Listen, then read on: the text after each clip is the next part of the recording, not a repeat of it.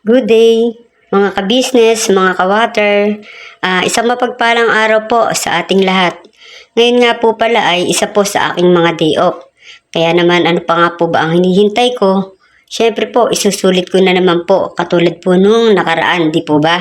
Ngayon nga po pala ay mamamasyal ako, papunta po ako sa Bakas, North Sagaray. Tara, samahan niyo po kami. Ayan, at dire-diretso nga po tayo. Ito na po tayo sa tulay. At syempre, papasok na po tayo sa Bustos, no? Baliwag. Isa ko pa rin po yan ng Baliwag, Bulacan. Kaya diretso lang po tayo. Ayan po. Slow mo po tayo nang mabasa niyo po yung ating pinasukan, okay? Syempre, proceed. Diretso lang po. Ika nga po pagka po may time tayo, wag na tayo mag-aksaya ng panahon. Mamasyal nga po tayo, hindi po ba? At yan po, dadaanan po natin ang tower ng Bustos, no? Papasok lang po natin. Sako pa rin po ito ng Bustos sa Baliwag, no? At ayan po, pumaling lang po tayo ng konti, dire-diretso. Nga po pala, at tayo po ang buhay natin, di po ba? Hindi natin masasabi. Kaya kailangan po isulit na po natin ang ating pamamasyal.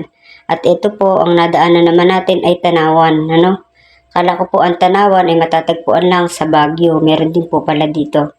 Ayan po, at yan po sa mga gilid na yan ay maganda na po ang view. At ito na nga po tayo, ang pinakahihintay natin, ang North Sagaray. This is it. Ito na po talaga, no? Ito po mismo, ang bayan na yon. Dito na po ang mismong Bakas po, papasok. At ito na nga po tayo sa daan na papuntang Bakas. Ayan po, dati po ang daan dito ay rough road. Pero ngayon, nakita nyo naman, maganda na po, no? Nga po pala, patungo na po tayo sa medyo paakyat, no? At kung mapapansin nyo po, ayan, masino po ang karsada, maganda ang daan, ang mga berding puno, no? Nakaka-peace of mind po, di po ba? Kung may isipin ka, para po bang pansamantala ay makaka-relax ka, no? Bagamat nandoon naman po talaga ang mga stress, pagsubok. Pero syempre, paminsan-minsan po tara po dito at nang kahit papano ay ma-relax po natin ang isip, no? Yun po ang importante. Kaya kayo dyan, mga kuya, mga ate, ano pa hinihintay? Yung mga may lovers dyan na hindi alam ni ate, o ano pa hinihintay nyo? Dito po tago, hindi po kayo makikita.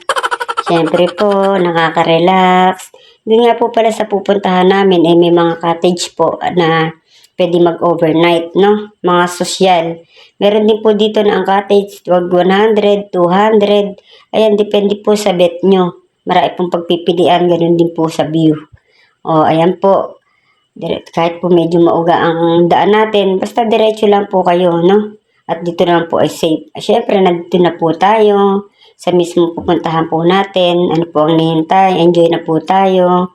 Siyempre, magpa-park na po ako. At ayan na nga po, pinusisyon ko na. Maraming salamat po. God bless po. Thank you.